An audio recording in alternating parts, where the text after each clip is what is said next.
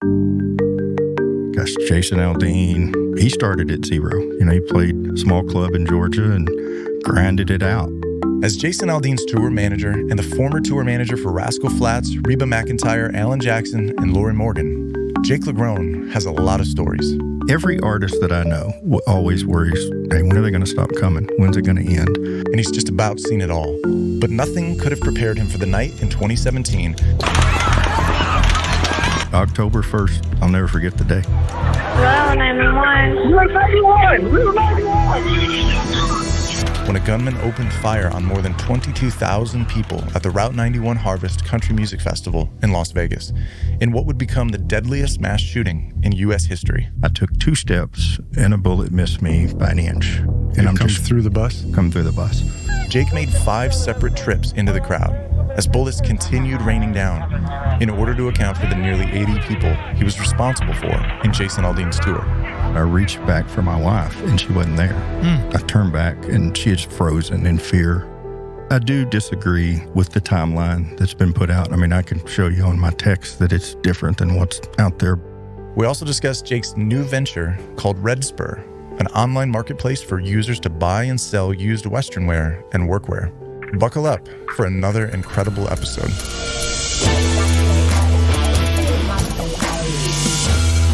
You are a tour manager, you're a manager, you're a father. Are you also an artist by any chance? I can't even whistle. Can't even whistle. I have no talent. So one of the reasons why I always liked you, and I said this before the podcast, I love like brainstorming with people. Yeah. And you've always was someone like, well, what if we tried this? Yeah. Well, what if we did it this way? And I don't think a lot of people are comfortable with doing that. Well, no, usually people are like, no, this is how it's been done. This is what we are going to do. Right. So we had an office. You had the bigger offices with your employees here in Nashville. And occasionally I had one little office and I'd see you walk in and we would just chit chat. And so, I thought you were always a cool guy, and I appreciate you sitting down with us and chit-chatting. Hey, well, thanks for having me. Y'all have hit the bottom of the barrel, fellas. No, sir, not at all. Well, so to give a little background for everybody, obviously I said that you were a tour manager, but you were a tour manager for who? Gosh, well, I came to town in August of 1989. My first, they called them more road managers back then, but Lorrie Morgan. She was Keith Whitley's wife, for your listeners that remember Keith, and some will remember Lorrie. But Keith passed away in May of 89, and I went to work for Lorrie in August of 89. So it was, I was 20 years old. Wow. That was your first road manager? First gig, yeah. How long were you with her? Probably 5 years total. Wow. She was opening for Kenny Rogers. Oh, wow. So Kenny's tour manager really took me under his wing and helped me a lot because, I mean, I grew up in West Texas and had never been past Albuquerque or Dallas, and and I thought a mix was a bourbon and 7. So, why'd you come to Nashville in the first place? Like, what was kind of the draw there? So, well, I guess we should tell our listeners right now you're Jason Aldean's tour manager. I guess let's start there. Can you give us the full bio? Give me a full bio. Yeah. So came in, worked for Lorrie. That led, I worked for Reba and her now ex-husband, Narvel Blackstock. And I worked there in 2 capacities. I was Reba's tour manager, and then we had a management, or Starstruck had a management company, and we managed 17 acts. So I've sat in both chairs, manager and tour manager. Reba, Rascal Flatts. I didn't know you did Rascal Flatts. Yeah. How long were you with them? Oh, those are hard questions. It all runs together. Probably 7 or 8 years total. Tour managed them for 3 years, and then moved into the office as well and managed, co-managed them. And then had a really short stint with Alan Jackson, about 12 weeks, and just had it was a kind of a fluke deal. I ran into Rascal Flatts' manager. Our kids were playing baseball at the same park in Brentwood, and they were looking for a tour manager, and just offered me a lot more money than Alan was paying. Alan, man, I love Alan's music, and he wasn't thrilled that I left. Well, sometimes when you have kids, man, you got to follow the money. Yeah, you do. I mean, you get, especially at that phase. I mean, I'm still looking at college for both of them, and it's crazy times. But so let's see, Reba, Alan, and then Jason. So how'd Jason find you? So when Rascal Flatts ended up having a management change, and they ended up with a guy here in Nashville, Clarence Spalding, who's, well-known manager. He started day one with Brooks and Dunn, and, they went from just unknowns to headliners. And, Clarence is a well-respected manager around town. And so he ultimately, when Rascal Flatts made the change, they went there, and I went with them and became they call them day-to-day guys. I call it day and night guys because it never ends. But, and I'd known Clarence for years, and they had, Jason Aldean, Darius Rucker, the Hootie and the Blowfish. And, he's a part of one of the biggest managers here in Nashville. Wow. And ultimately, became part of Maverick, which is, both L.A. and New York, and the big time rock acts as well. So.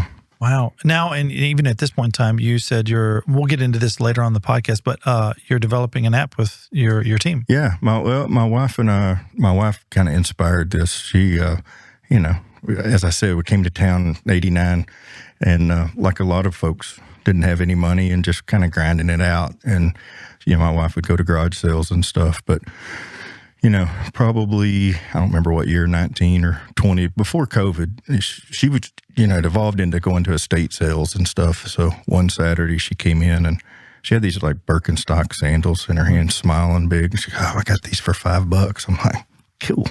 Not my thing, but it made her happy. And the interesting thing, about 3 or 4 hours later, I went through the kitchen and she was in the kitchen putting them in a box, writing a note and really smiling. I said, what's up? And she said, I sold those for $100. And, I'm a hillbilly, but I know that, I understand cost. Yeah. And, $5, $100, okay. I said, who'd you sell them to? She said, I sold them on Poshmark. And I was sort of playing dumb. I'm like, Posh who? And, so I immediately went to her computer and punched up Poshmark, and I typed in Carhartt. 0, no Carhartts. I typed in Wrangler, nothing. I typed in maybe camo hunting jacket, and now that's not the case today. It's there. So anyway, it just started I'm a serial dreamer, I guess, to an extent. Well, that's why I like you too. Yeah, those ideas you're talking about. Yeah. And now it's developing to where it's rural wear.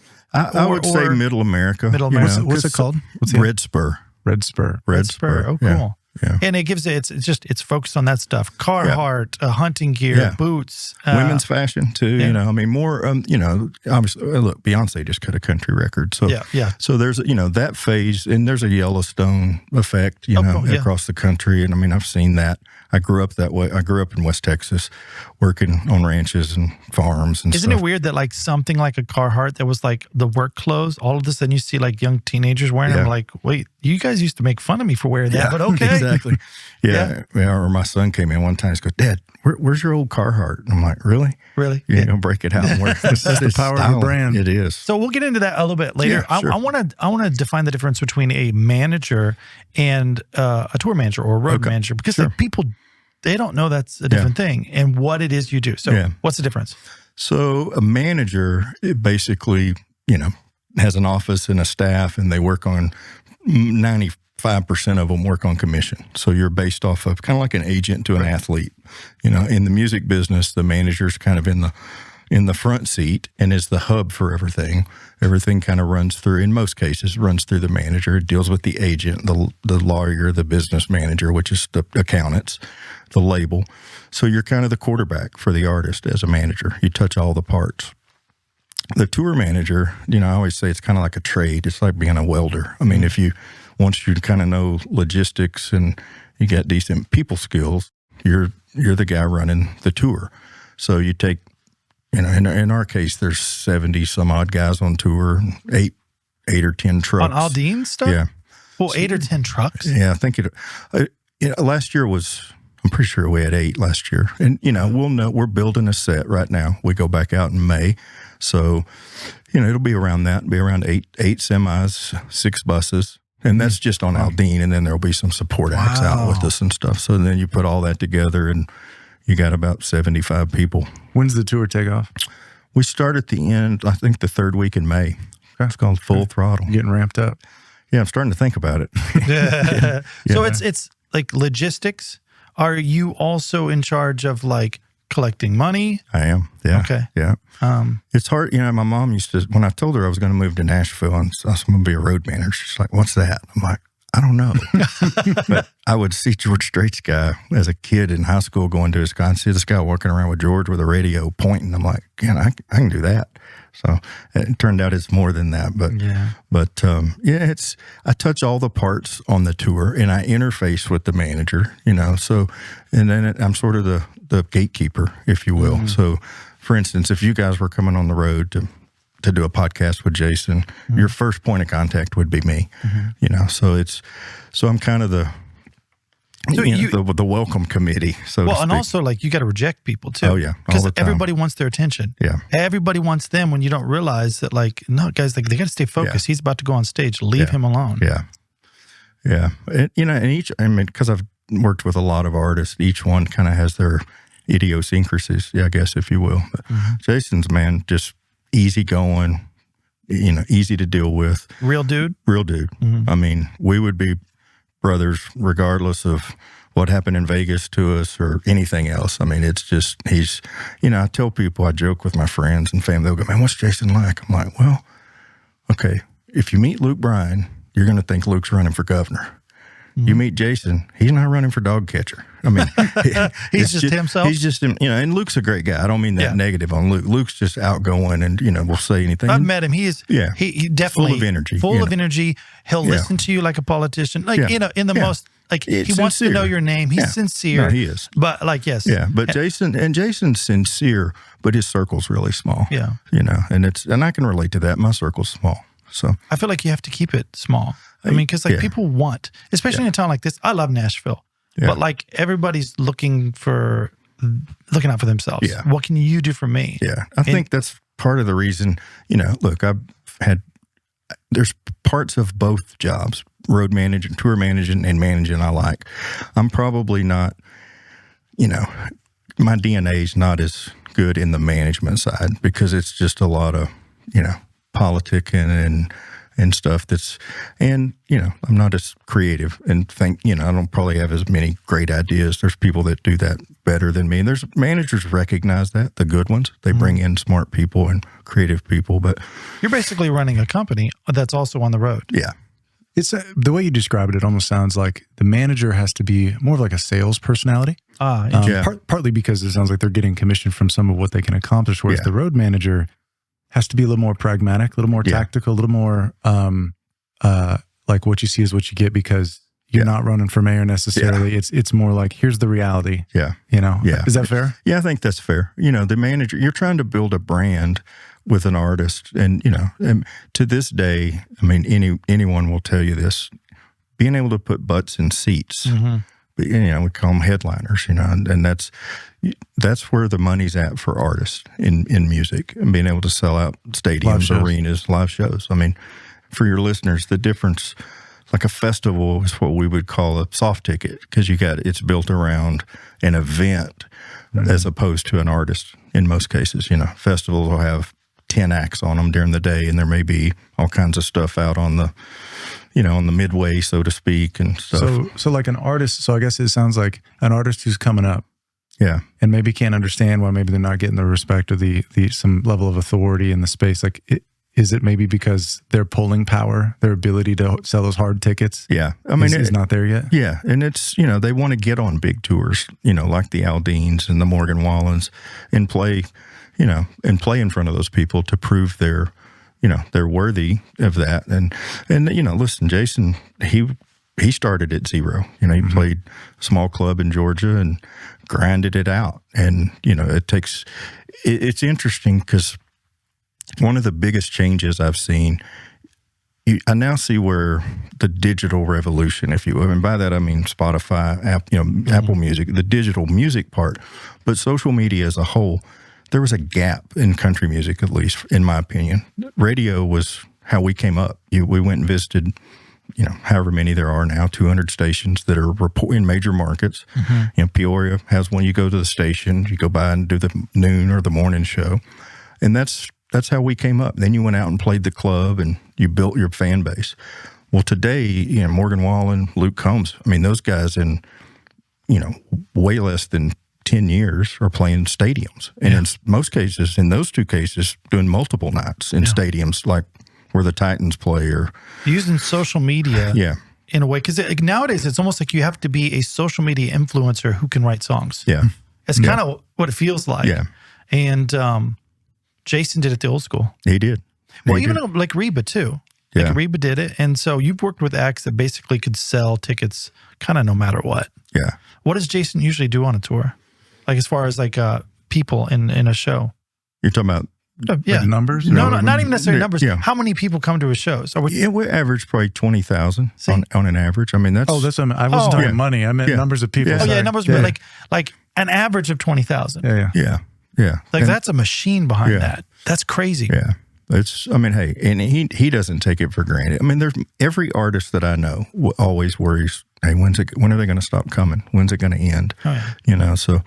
And other artists, some are better at dealing with it. Jason asked me years ago, he was going through some stuff, and he was like, hey, what do you think? And I said, hey, this will pass. Stay focused on the music. Great songs or fix all kinds of problems, as far as, how because your revenue's tied to that. You're going to have, your critics and people that don't like you and so on and so forth. But, he just plays for the people that show up every night. Okay, so how long have you been with Jason? Oh, I left for a couple years, and I just came back. Let's say we're 25. I came back in January of 24 after being gone for a couple years. I actually went and worked for a congressman. Really? Yeah, I don't even know if I told you about that. No. Yeah. What were you doing there? It's like a campaign touring. No. Well, yeah, it's similar.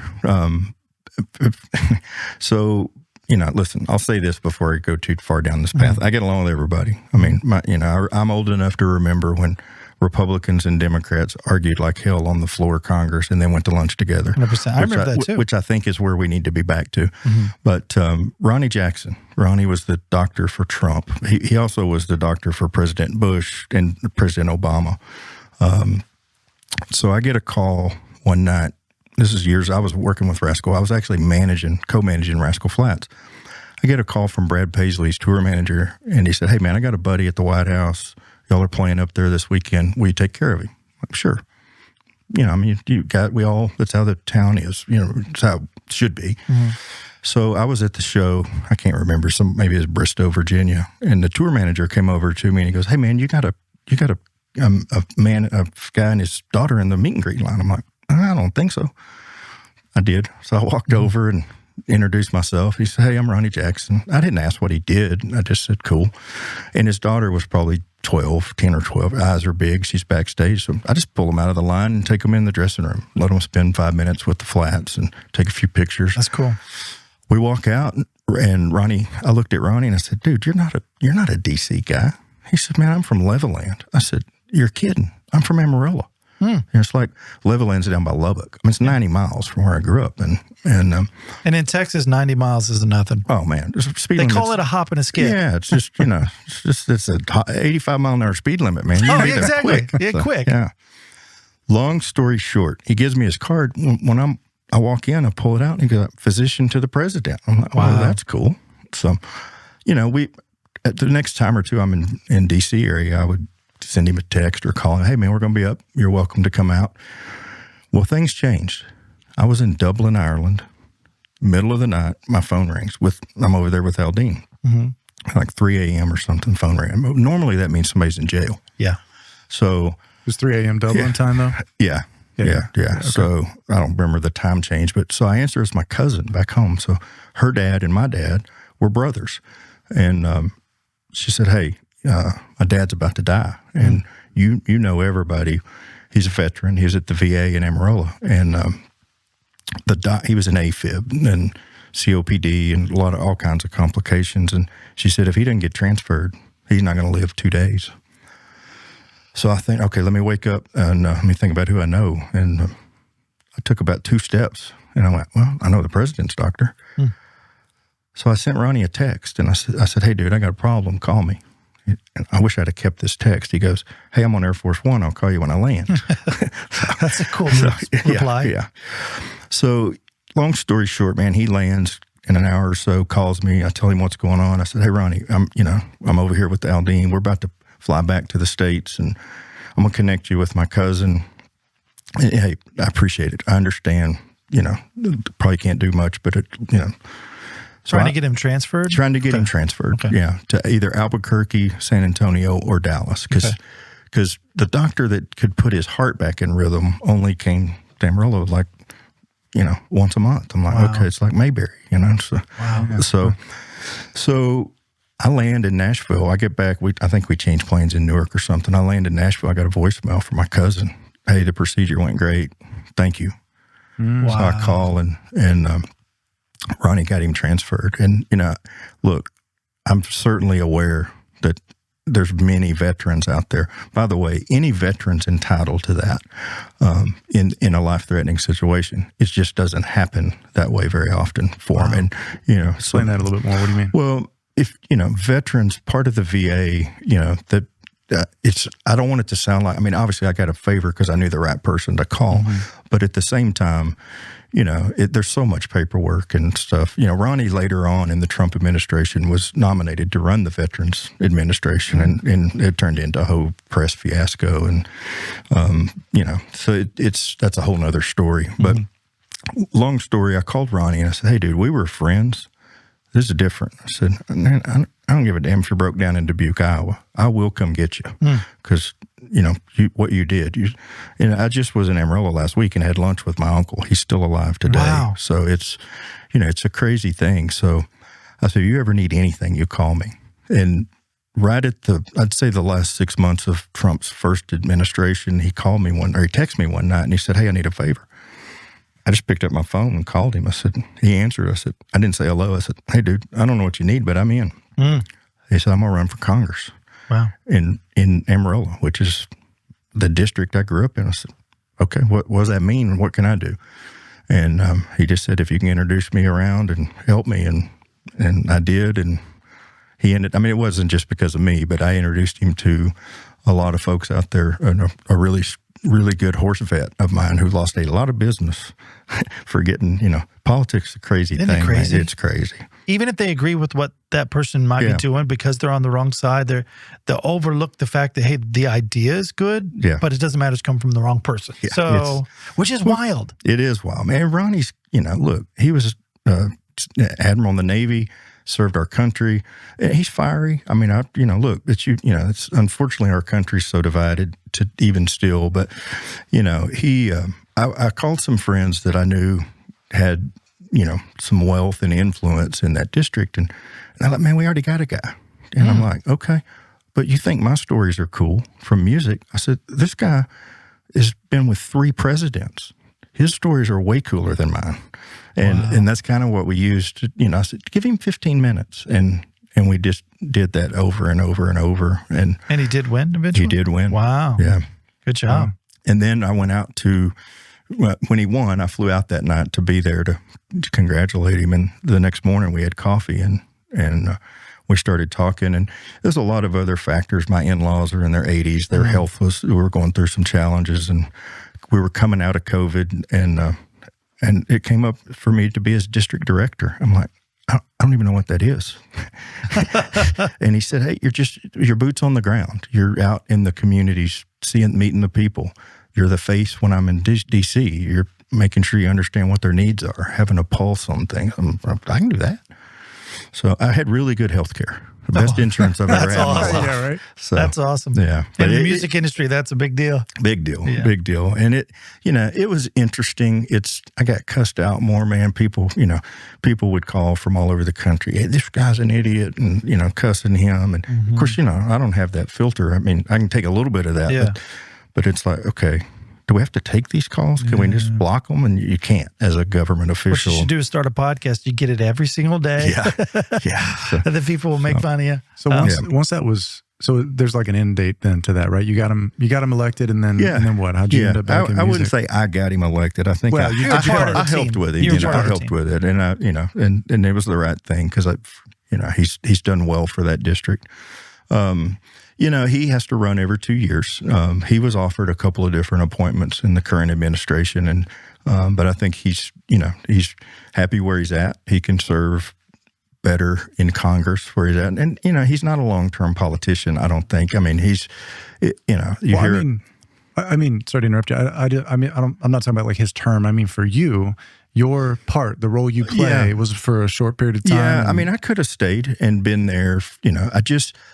Honestly, it was such a culture shock for me, or if that's the way to put it. And I enjoyed working with people, and I enjoyed being back where I grew up and stuff. But, I've been in the music business for 35 years, and it was a little bit like, and then going back home to where you grew up after being gone for that long was hard. I mean, I've got some friends and family, but our lives, my wife especially, our friend group is here.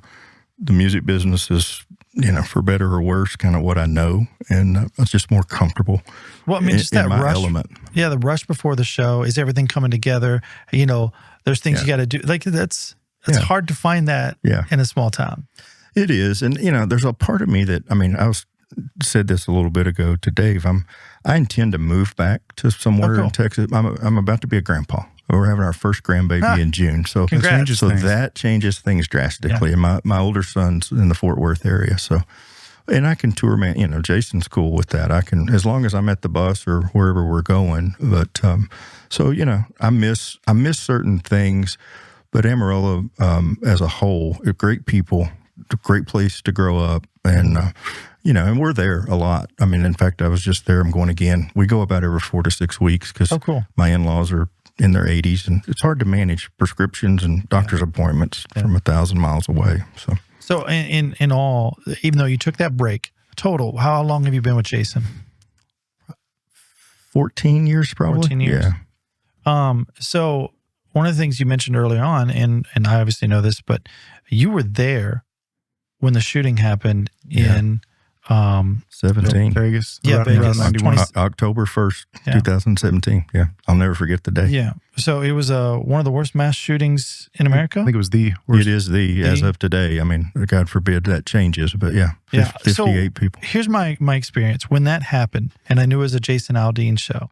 Like he was performing at the time, right? Yeah, he was. I knew you. Yeah. And I'm like, God, I know he's there. Yeah. And I think I shot off a text like, praying for you, hope everybody's okay. And then knowing you were busy, you probably weren't going to text back, and you did. And I'm like, God, I hope everything's okay. And eventually you text back, says, we're okay, or whatever you said, talk later. And I remember whatever it was, we met maybe at the office or something, and you kind of told me the story. Yeah. And I just remember being just like bamboozled. But so I'd love you just to tell me what happened that day. Yeah.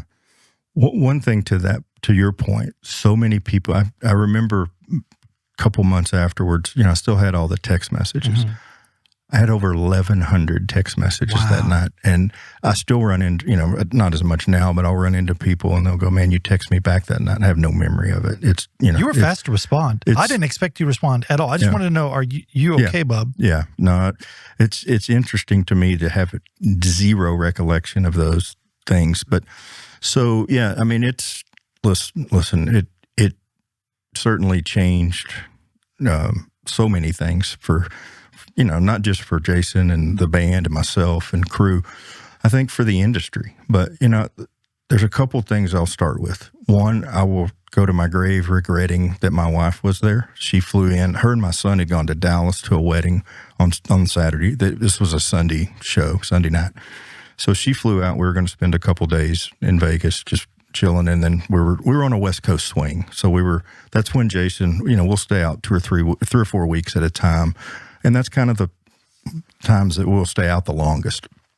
But I just remember, she had invited a high school friend and the friend and her daughter was 18, I believe, had never been to a concert.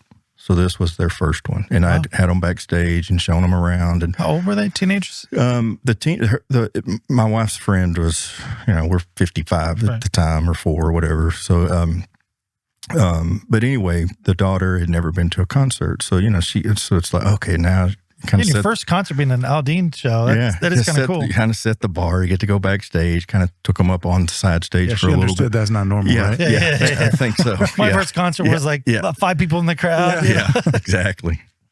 Hey, I'm spoiled. My wife is. If we don't have parking, we're probably not going. So it's just, I'm that way too now. I'm going to leave early. Yeah. But her first show. And I told my wife, I'm like, look, it's Groundhog Day. So be in the production office. We have a mobile office set up at every show. Be in the production office like 5 or 6 songs in. I'm gonna pack up and I'll be ready. We'll be ready to split. I've got a plane sitting on the runway. Jason and the band are flying home. And I actually gave up my seat. I had a seat on the plane, but my wife, we decided kind of last minute. So I gave my seat to Stormy Warren. So I texted Stormy, and he was emceeing the festival that weekend. So I texted him, and I said, "Hey man, take my seat." He's like, "Really?" I'm like, "Yeah, man." He brought his bags into production, threw them down, and I kind of gave him the drill. And he walked out, and all of a sudden, man, I hear the first shots. And I grew up in West Texas. We hunted coyotes and hogs. I know what a 308 sounds like. And instantly I knew we were in trouble. And I wear in-ears kind of like the band guys do, except I'm listening to the radio. Well, my wife had just said bye to her friend. She was texting, and she never quit texting. She goes, "Oh, that sounded like fireworks." About that time, my radio went off. Our stage manager goes, "Hey, man, do we have fireworks?" I'm like, "No, we do not." And then I hear another round of shots. And the first shots I know now were at the fuel tanks, the airports down Las Vegas Boulevard. So the shooter he thought he would shoot those tanks and they'd blow up and cause a diversion. So that was the first rounds that went off before Jason. I don't know that any of my guys necessarily heard the very first ones. And then when he started shooting into the crowd, Jason's first thought was, the speaker's blown, because his, those in-ears are custom molded to your ears. You can't really hear. So in his mind, it's a crackle, but you quickly realize something is way off. And at the same time that was happening, I dropped my backpack and I told my wife, "Stick with me." So I was going to take her to my bus. And look, I trained for this kind of stuff, but just instinctually, and I'll go back to one other thing. The thing down in Florida where they had come in and shot up a bar down there. As the tour manager, I touch all the parts and I wake up worrying. You wake up worrying about that stuff a lot. And I hang around with military guys and federal agents and stuff. So, I pay attention to that probably more than most. For my wife, they'll think I'm a conspiracy nut sometimes, but not so much now. But back then, it's so, I did worry about that kind of stuff a lot. I never dreamed we'd be in something like that. But so the plan, my plan was, I'm going to take her to the bus, put her in the middle of my bus, put a mattress over her, and then I'll start to deal with everything else. Well, we came out of production. If you remember, he had knocked out 2 windows, and he kept switching windows. I mean, I would have promised you there were 5 shooters at that point. Could you see like the reports and stuff like at the windows? No. Okay. Now, what do you mean by you could have swore there were 5 shooters? Well, the echo changed. It just, and he had, if you remember, he had bump stock. So it's like an AK-47, just boom. So it just felt like there were multiple shooters everywhere. And we were sort of going upstream. I was going at an angle towards where our buses, my bus and Jason's bus and a couple of other buses were parked. And I reached back. I didn't turn around, but I reached back for my wife, and she wasn't there. And I turned back, and she had frozen in fear. I mean, there was a person shot from here to that door, and I don't think she remembers seeing it. I do, but it was such a, it's almost like unbelievable. And I think your mind blocks it out. Well, when that happened, that person dropped, obviously, instantly. She just froze. I went back and grabbed her by the arm, and I said, "You got to stay with me."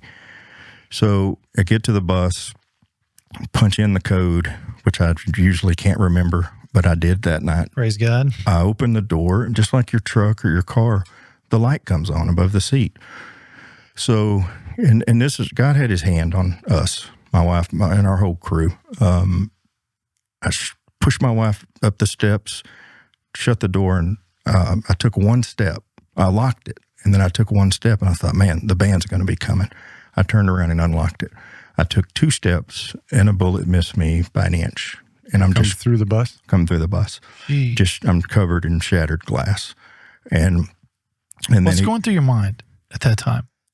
Is it purely adrenaline? It's purely adrenaline. But it sounds like you had a pretty quick handle on like, this is what I think it is. I knew we were in trouble, but I didn't have a handle on anything other than just, my first thing was absolute fear for my wife. And, listen, I was fearful too, but then also thinking, I got 76 people here. How the hell am I going to get them?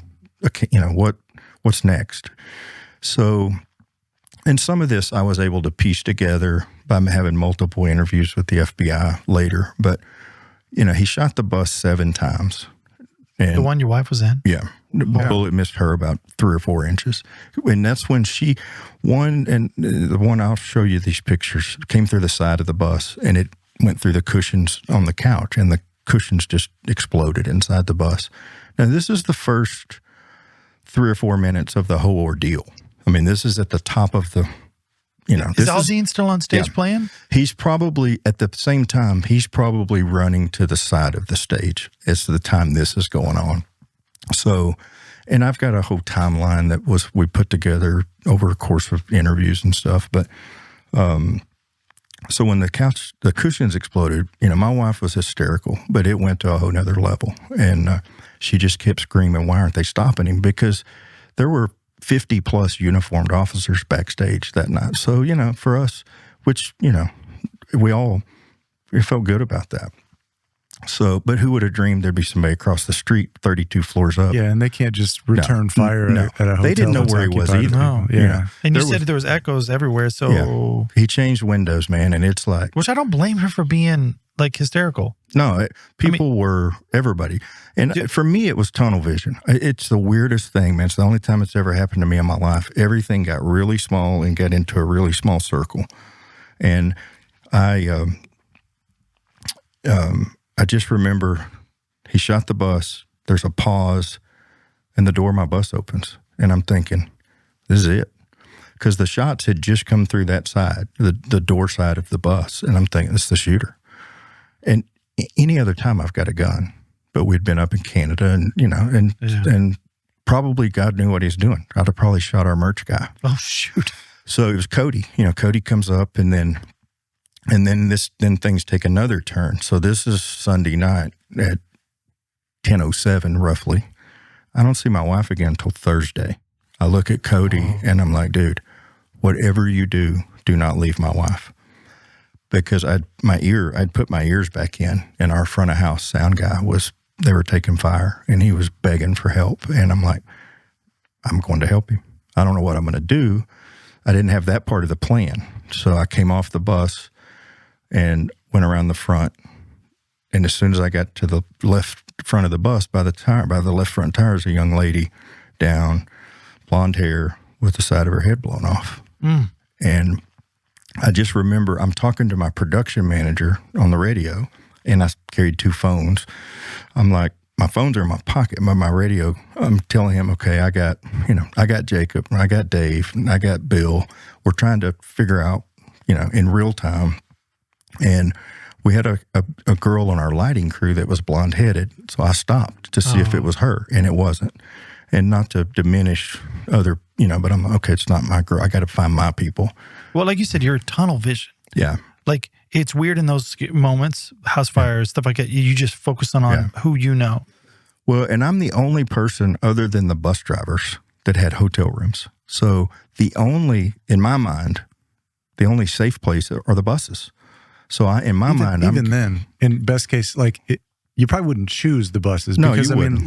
Clearly they're not bulletproof. No. If you knew where the shooter you don't even know was, where it's coming from. No, I don't know where it's coming from. You could maybe hide behind the engine block, the frame, the wheel well, something like that. But being in the tour bus was probably the best of bad options. It was a false sense of, Well, it's also, if you feel there's safety. Nowhere to hide there at a music festival. There's no trees, there's no concrete. That's safety. Yeah. To get away from people. It's get in the bus, shut the door, kick on something to listen. Bubble. Yeah. It's a bubble. It's I mean, I'd rather have the bus than a hotel room because it's got my channels. It doesn't have bed bugs. I mean, it's, all the things. But But that's true. I mean, I see the band jumping off the side of the stage, and they're down by the bus, hidden by the tires, but not knowing where it's coming. So I grab them and start putting them on the bus.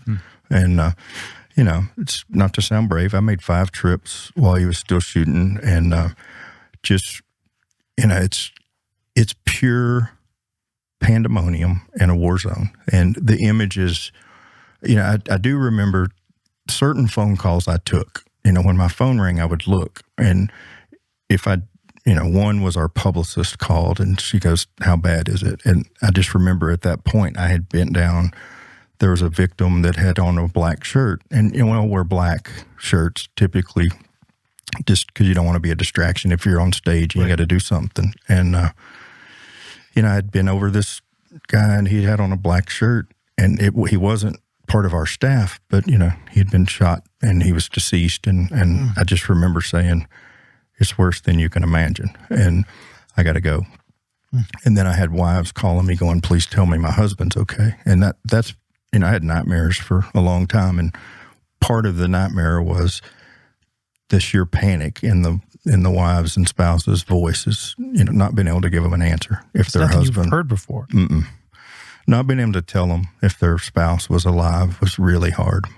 Well, you talk about having nightmares, and I'm sure many people, possibly yourself, have post-traumatic stress from that experience. But it's one thing if you're going to war, and this is gonna be violent.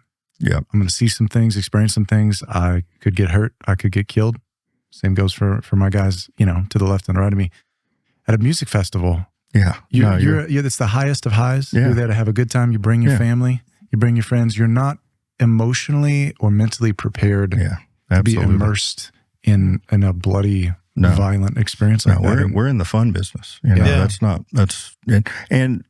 it seemed like it never, sorry to interrupt, but it seemed like it just didn't stop. No, it didn't. I do disagree, with the timeline that's been put out. I mean, I can show you on my text that it's different than what's out there, but I've noticed that people have been saying stuff like that. Look, I'm not a big conspiracy guy. I mean, here's the thing. We survived it. A lot of people didn't. And I also recognized, and this wasn't my idea, but we took, it's either Vanderbilt or Music Cares. The outpouring from the community was amazing. Okay. We took trauma counselors on the road with us the very next week or 10 days later when we went out. Because if I look at you and go, "Are you okay?" And you say, "Yeah, I'm okay, man, you're good." And I wasn't okay. I didn't know it. It took me 9 months, to figure out. Especially in your group. I mean, the saying, "The show must go on," comes literally from from more or less your industry, the entertainment. So you got a whole group of people that are used to giving it everything, and I'm sick, or I need to be home for whatever reason, the family, this or that, but this is the thing I got to do. Yeah. So they're probably used to shaking it off. They are. And you guys usually are dealing with people who drink too much. Yeah. And wanting to see Aldean. Yeah. That's someone snuck backstage. Come on, we got to deal with this person. Or you're worried about logistics. Yeah. Seeing a dead body and thinking it's one of your people, or running around and trying to figure out what to do. Man, I'll tell you what, I was praying for you. And I was just like, holy heck, I wouldn't want to. I had a hard time hearing the screams in the videos, let alone knowing that someone I knew was there. And obviously our hearts go out to anybody who passed away. It's a country, concert. You don't expect any of it. Yeah. It's you shouldn't have to. No, you shouldn't. I mean, one of the concerns I had for not just myself and my wife, but was just, how do you pick up and continue? And, for us, our faith, we're strong Christians. I mean, look, I sin every day, but that was a big part. And then our circle of friends, and especially for my wife, because like I said, I didn't get back until Thursday. And, she was, just to let everybody know, she was okay, correct? She was okay. Yeah. She was shaking look, we had one person on our crew, is actually the girl, the blonde that I was talking about. She jumped a fence. There were some chain link fences back there. She jumped a fence and hung her leg in it and had 30 or 40 stitches in her leg.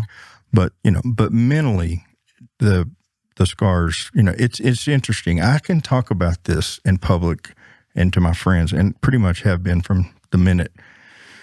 But a lot of our guys don't. But it's interesting when it's just us in the room. We talk about, we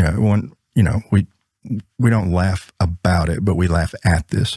So Tully, our bass player, who actually took a bullet in his guitar, in his bass. It was lodged when the FBI sent it back to me.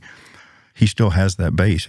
And so when he jumped off the side of the stage, he was down holding his arm. Well, he's a hypochondriac. I mean, he can get a sniffle and he's got a new new form of tuberculosis or something. Yeah. So, and I give him hell about that. And they all call me Charlie. And I call all the guys Charlie. There's 76 people. I can't keep up with their names. Right. So we just, Charlie, everybody's Charlie. And I love that. So when I get to Tully, he's holding his arm and he's bent over and he's like, I'm like, dude, are you hit? And he's like, no, I think my arm's broke. Well, I just reached down and flipped it over. Because in my mind, I'm going to have to take my belt off and put a tourniquet on him. Mm-hmm. I didn't see any blood. I'm like, dude, you got to get on the bus. And, so we laugh that Charlie's not going to be an EMT anytime soon. Did you talk about putting a tourniquet on and like kind of your reaction during this? I mean, like what do you think kind of put you mentally in a position to be able to respond and kind of like take care of this? Is it because you're just used to taking care of these people or? Yeah, but not in that way. I mean, I'm used to making sure they have hotel rooms and we have, catering and all the things that go with it. But I think that's probably from the people I hang around the most with, my friend group. I had a bunch of guys, some Navy SEAL friends and I had a place in my heart for people with PTSD prior. I mean, I'd seen guys come home and really struggle that had signed up for it. And, so, I think I had a soft spot before then, and now I certainly do. My wife and I both have it. I mean, and, there's nights, we'll be like everybody. I got 82 channels, and I got Netflix and Hulu and all that junk. Can't ever find anything to watch. But inevitably, I'll turn something on, and if there's a lot of gunfire in it, I'll see a twitch in my wife sometimes, and sometimes not. But, it's like, and I find myself, if I'm in a restaurant or something, I don't sit with my back to the wall. I know where the exits are. And I was kind of that way anyway. I mean, coming out of school, my dream was to be an FBI agent or CIA. That's where I was headed. Funny thing, though, they want you to have a degree, and I don't, so I joke with my buddies that one thing that came in my mind a bunch that night during the time I was going out those 4 or 5 times, I used to go shoot and still do. I go to the range a lot. I say a lot, probably 3 times a year. And I just remember one of my SWAT buddies saying, LaGrone, we can teach you to be decent. You're never going to be a great shot, which, I just didn't want to be the guy that shot an innocent kid in the event something broke out. And, I don't drink, but also was going to protect my family. But he said, we're never going to make you great, but what we can't prepare you for is the adrenaline dump. And I just, that went through my head over and over that night. I'm like, you son of a guns, you were so right. Because my throat, man, locked up. I couldn't talk. Like the 3rd time I came back to the bus with a group of people, I remember pointing under the table up in the front lounge. There was a case of water down there. And I was pointing at it. And one of my guys realized, he threw me a bottle of water, and I took a big drink. And I said, hey, dude, make a list of everybody that's on this bus. Because every time I stepped off, there were cops everywhere, and they had their radio mics up, and I would hear, now we got a shooter at Tropicana, now we got a shooter at MGM. So in my mind, we're toast. We're not getting out of this. And it's in my mind, it's a coordinated Al-Qaeda deal, and we're all going to die. So I wanted. So that's what was in your head at some point. Well, there was a lot of stuff going on where there were reports everywhere that there's shooters in different areas. Yeah, people were running into those places bloody, and so rightfully so. There was a ton of confusion. Well, it didn't help. How many people were in attendance that night? 22,000, I think. Yeah, I mean, it's one thing, like you talk a mass shooting.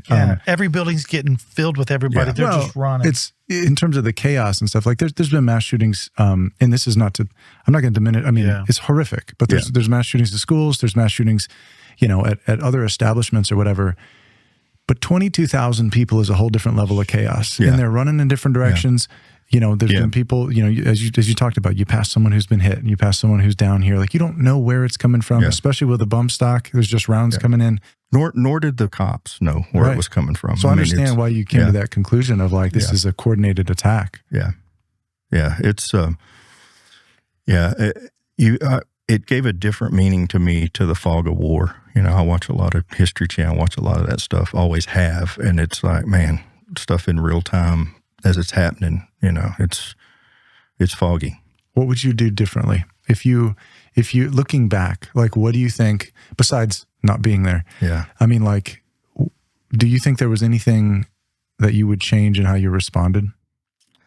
I don't think so. Not for that night in particular. I knew, listen, and this is a little bit of a touchy subject. We had a security guy at the time that was a friend of Jason's from back home, and good guy. And he's since passed away later on from some health complications, non-related to all that. But he was, not, let me say it this way. I need somebody that wakes up every day on tour with us and thinks like a bad guy, and they can't be distracted from that. Mm. So I I can be dealing with a podcast 1 minute and a guitar tech needs a piece from Home Depot to fix something, so you touch it. So, and the guy we had was a buddy, and I think, it's not speaking ill of him. He didn't have the skill set that was needed to do that, do that job at a high level. And that skill set. You associate with a lot of tier 1 guys and federal groups and stuff. And that's not speaking bad of him. Yeah, I wouldn't know what to do. Yeah. And look, the only reason, and I don't have all and listen, I'm not naive. We're not going to be able to stop everything because there's so many different levels of threats today. But I think that's, the one thing, not having a reunification plan, which we do now. I mean, the things that, because we've been through as a country so many of these that just seem like, okay, the families are meeting at the church on 3rd Street to be reunified with their kids and stuff. Those things crossed my mind before Vegas, but now, those are the kind of things that I never dreamed would be part of a tour manager's job, but you got to think about that stuff. Is this event why you guys now have like special forces and like part of your security, or was that the same way before? I don't think country music as a whole ever really had. I remember Kenny Rogers had the first security guy ever, and he was a retired DEA agent, and I thought, man, that's cool. Dude's got his own security. How cool is that? But, I think, a few artists, I think, had security guys, but most don't, I mean, they do today, largely. I think there's been a change, but largely because of it. And they're not all special forces. I mean, it could be former FBI, former FBI and stuff like that. What's primarily Jason's security people? Former military, and I think I probably had some influence on that. I mean, the thing about Nashville in particular, everybody's got their guy, and I kind of had my group of guys that I trusted that had been in battle, and that's not to take anything away from law enforcement or anything else, and it was I overdid it, man. I can tell you for the first 6 months, I mean, look, I'd have gone to prison if my bus would have got pulled over. I mean, I had stuff, the one thing that it did do is it helped the accounting side of the accountants opened up because we never budgeted very much for security. And you're saying you were like packed to the hilt on the bus? I would say we were prepared. Yeah, okay. So, as a response, you're saying. As a response. I mean, who could blame you? Yeah. I mean, it's, and to the point of, listen, not everybody, there's 76 guys out there and women. They don't all think like I think. Mm-hmm. I mean, I grew up with guns, but I also am not reckless. I don't, but I think I don't take it lightly. The biggest stress every day for me is making sure we get through a show without an incident. And an incident could be an active shooter. It could be numerous things. And you probably walk into a stadium different now. I do. Yeah, I do. If that thought is always there. Even Jason and the band, I mean, it's rare, but it happens. It happened last year. We were playing at a specific venue out west, and there were tall apartment complexes around us. And, I mean, Jason doesn't have to say much. He'll be like, hey, Charlie, are we good? Well, that means are we good? Yeah. And I'm like, yeah, we're good. And, how's he doing? Like with all that? He's doing good.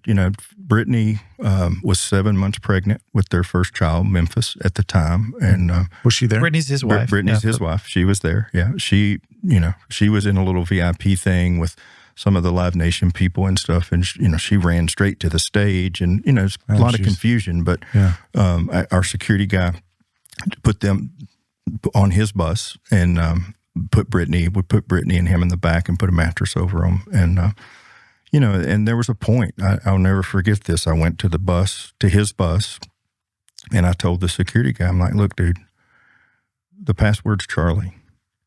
Do not open this door if it's not me. And I said, I can't promise, I don't know if I'm going to get out of this deal, but do not open this door, period. Because at that point, it didn't look like we were going to get out. His bus and my bus had taken quite a few rounds. And I just said, keep them in the back of the bus.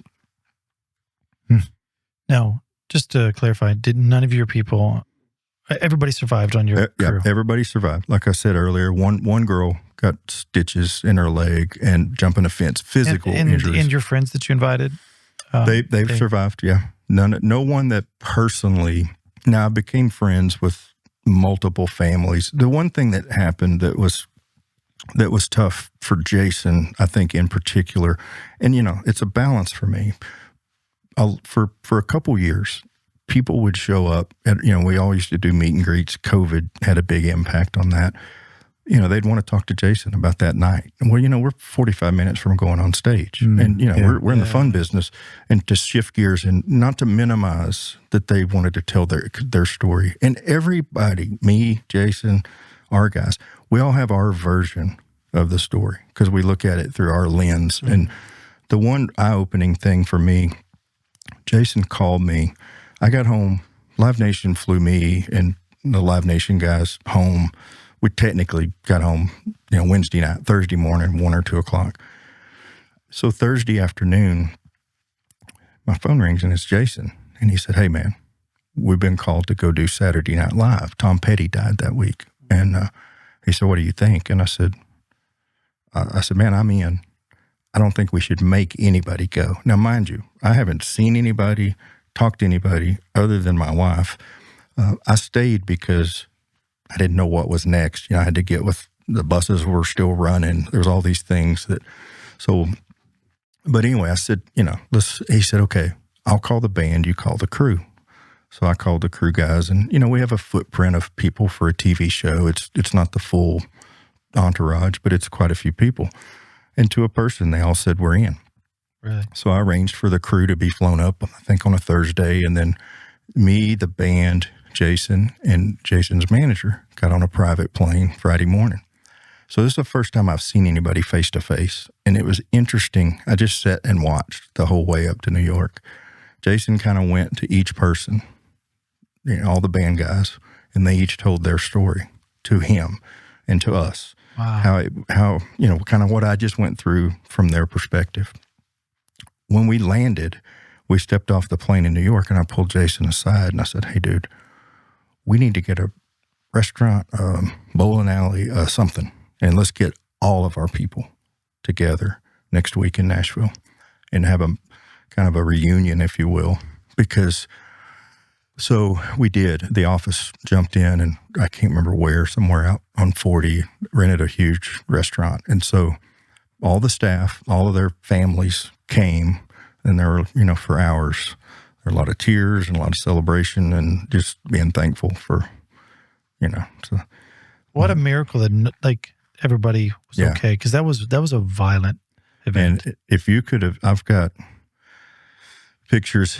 I mean, I've never really even talked to Jason about this directly, and there were so many bullet holes where he was standing when it started. On stage? On stage. Do you think he was targeted? I don't. Okay. This guy was trying to kill as many people as he could. That's why he tried to blow up the fuel tanks, first. It's... What a sickness. Yeah. I'm sorry you had to go through that, by the way. Thank you, man. Like I said, I was really praying for you because, man. Yeah. Thank you. I appreciate that, man. It's, I don't take days for granted. my staff would tell you they get tired of hearing this, but my definition of what is and what is not a problem changed. Yeah. Oh my goodness. I'm curious, like, because you would know this as a tour manager, like as far as the industry is concerned, if I'm a fan, suddenly going to some of these live events, it's like, well, I might have to think, do I want to bring my family? Do I want to do so? Like, what are some of the maybe procedure changes that you've seen as a reaction to this? I think as a whole, and this encompasses football, sporting event, I mean, all kinds of things. I think as a whole, there's been a lot of progress made. I mean, I can speak to concert side. They've implemented a lot of technology at venues and stuff, and so it's better. I mean, no one's going to be able to stop every single thing. So I have a cousin who, I won't tell his name, but he occasionally gets hired. He's a sniper for the SWAT, and his job is to lay up there, and his job is to respond if anything happens. Yeah, I'm sorry. Yeah. So one of our security guys, so I can say this now because they can't put me in prison because I'm making it up. I think we had maybe 6 or 10 shows left, in October, November of 17. And one of the very last shows was in New Orleans, right next to the Superdome, where there was all these tall buildings. And and listen, we wake up in a different city. So I'm interfacing, we are interfacing with a different set of security every day. So venue, local, police, sheriff, state, federal, whatever. Well, I'm pretty on edge for copycat kind of thing. So I just remember, fortunately, I had some friends in D.C. in the FBI, and they connected me with they call them the SAC, Special Agent in Charge in New Orleans. And I said, hey, man, I want a couple sniper teams there. Well, he kind of hemmed and well, I'm a civilian. He's not going to tell me that. So he never would give me a firm answer. So I called one of the security guys that I'd hired. It was a 5th group guy that was retired out of Clarksville up here. And I said, hey, they're not promising me a sniper team. He said, okay, we'll bring our own. Oh. So we did. And I put a van out behind the mix board that night we called it a bug out van. But the truth is we had our own guy in there. Yeah. And, that was a huge, that would be a real problem today. And, at the time, I think, they wouldn't let you do that today, is that what you're saying? Oh, no. They wouldn't have let me do it that day if they'd have known. Okay. Yeah. But he was carrying a guitar. But allegedly this happened. Well, he had a guitar in his case. It wasn't. Yeah. So. You mean he had a gun in his guitar case? Yeah. It's, and like I said, not everybody on the tour agreed with how I was handling things. I mean, they thought, okay, who are these guys? Because, these guys are not playing. I mean, they wore flannel shirts, but they also had a look on their face like, hey, dude, I will snap on you. So it was pretty intense for the first, 9 months after that. And I had to learn to dial it back. And it was interesting. If I stopped out kind of in the open and was just talking one-on-one to one of the security guys, I could look up at the stage and work would stop and everybody would be focused on me. So I realized I had to really watch my body language because they thought you saw something or heard something. Yeah, because it was one of those things where I can't even come in with our guys and do active shooter training and stuff because you got to think about, PTSD, because 90% of the guys that were in Vegas still work for us. And wow. So it's sensitive, and so I try to really be aware of how I talk about stuff and things, of that nature. They find comfort though that you're actually on it though. Yeah, these guys would, as a whole, I think, and they know I would for them. They got my back and I got theirs. I mean, cool. It's a family. There's always camaraderie usually on tours, but this one's unique in that, a lot of those guys, there's a bond that we went through that it's the same thing that happens, I think, to guys overseas in the military. They come back and they can't really adjust to civilian life. And, I think for us, it's, there's things that you'll never forget that night. One of our guys his wife had just had a baby. And when I walked up on the bus at the sun was literally coming up. And I remember thinking, okay, I'm finally going to get some coffee, a new dip of Skull. And this is 7 hours later. And I walked up on the bus thinking I'm going to get, at least 5 minutes here to regroup, and open the door, and probably 15 guys sitting there. And one of my guys just burst into tears. It's like, I got to get home. I literally said, hang on. I stepped off the bus and called Jason. I said, hey, dude, I got to get some planes. I got to get these guys home. He said, do what you got to do. Wow. So wow. Good for him. Wow. Did private planes or just, you see? Both. Wow. The thing, and I'm not saying this in a bragging way, but people, when you go through something like that, man, people want to help. And I was able to find some airplanes. I had everybody on our staff, including Jason and the band, in the air by 1:00 Monday. Whoa. Headed home. My wife flew back with Jason and the band. Wow. I got to her hotel room. My wife had checked into Mandalay Bay Sunday about noon. So I got to her hotel room Monday night about 11 p.m. I had to use her toothbrush because all my stuff was on my bus. And, it's crazy. I had my 2 phones, and that's it. I'm sorry you went through that, man. And I appreciate you really just taking the time to share that. Because that's kind of a dark story. It is a dark story. And for a lot of people. I mean, 20,000 people plus. I mean, it's a lot of, does it give you any consolation to know that, like, there are a lot of people that experience this collectively, and that, like, not that there were, it's weird to say it because it's actually a tragedy that there's so many people involved, is. but you share this.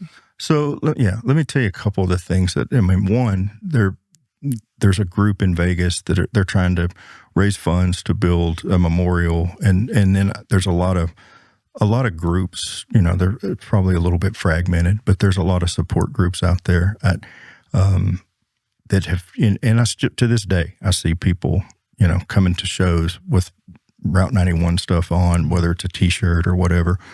And they, talk about how far they've come and, the thing. And then there's, Jason, I didn't finish this a while ago. We went and did the Saturday Night Live. And then Jason, myself, and Brittany, his wife, flew to Vegas Sunday. And Jason went and did hospital visits for like 6 hours. Wow. And I went and met with the FBI for like 6 hours.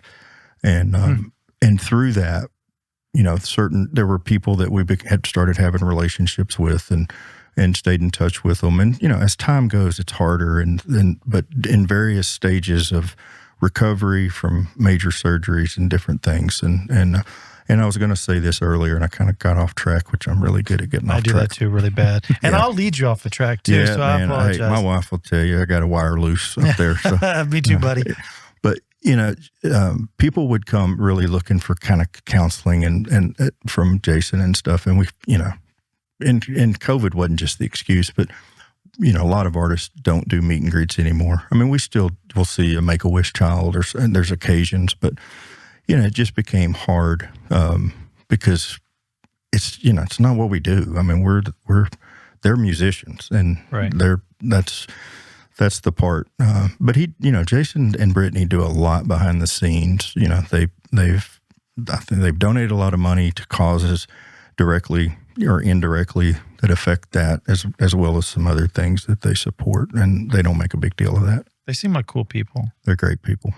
And I feel like sometimes he gets backlash for just being himself, but I think he's a cool guy. He is, man. Listen, I said it before,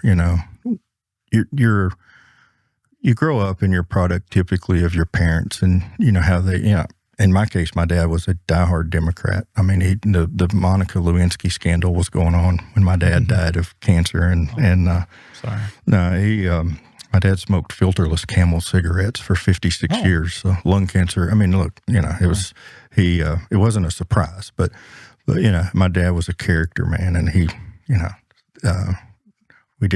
and I wasn't, I was a typical kid, I wasn't that tuned into politics, and I'm still not. I mean, here's my thing, man. Both sides are rotten. Yeah. No one should go in making $175,000 a year and come out with $38 million in the bank. So there's a lot of stuff. Both sides are doing that. Yeah, both sides are. And I'm not smart enough to figure it out and won't pretend that I am.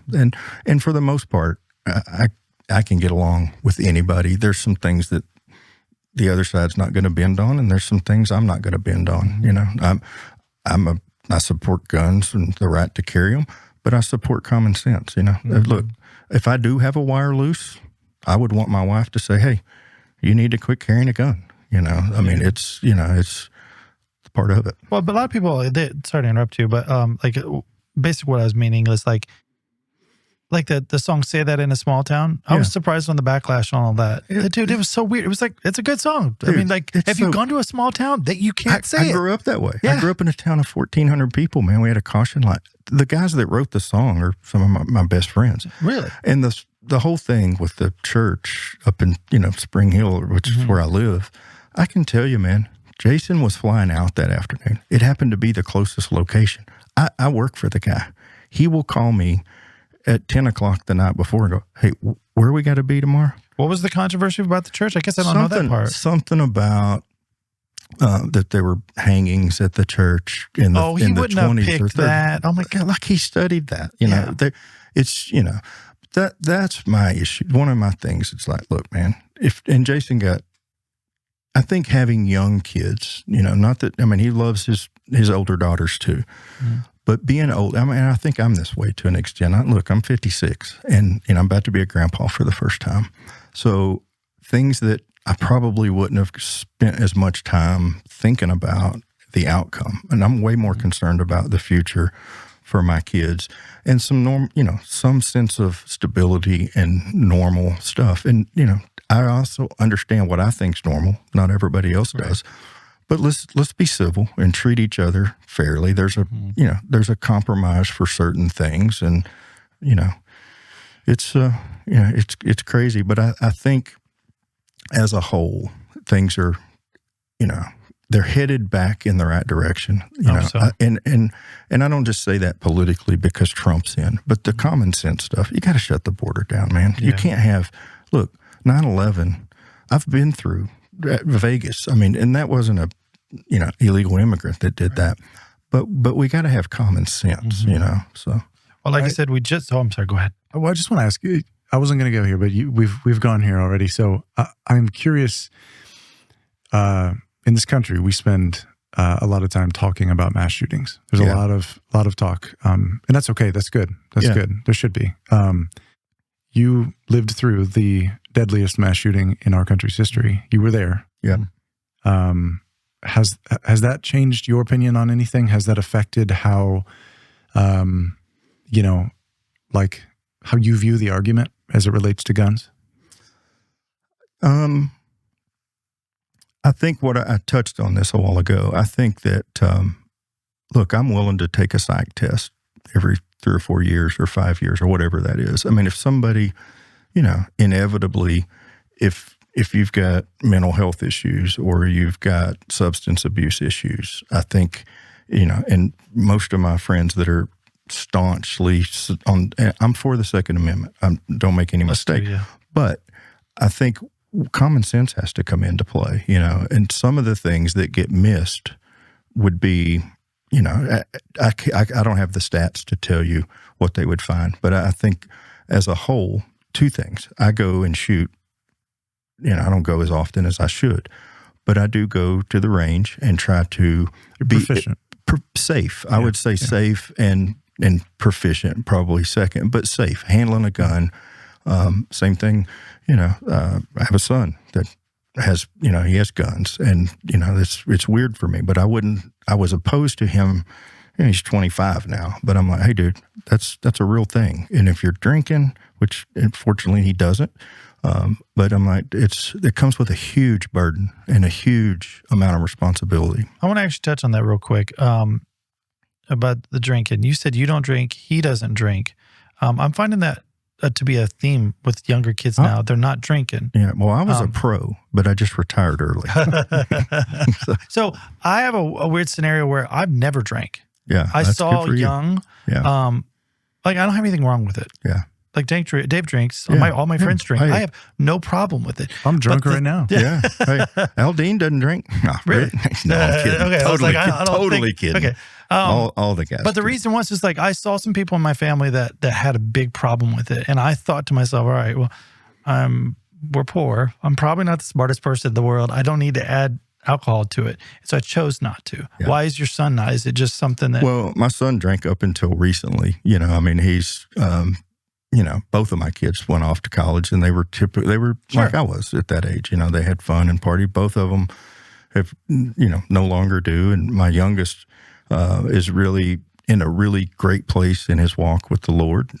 He was baptized over this past Christmas, and he's leading a Bible study with his brother and a couple of other kids. And look, alcoholism has affected, it's almost, you can say the same about cancer and numerous things. I mean, it's, for me personally, the thing I hadn't touched on, my mother was a really bad alcoholic. I moved out on my own when I was a freshman in high school. Wow. That sounds weird today. And as a father, I can't imagine, my kids, because, I overdid. I had, tried to give them everything. But so you were like 14 or 15? Yeah. Wow. Yeah. I moved in with a buddy and then kind of bounced around.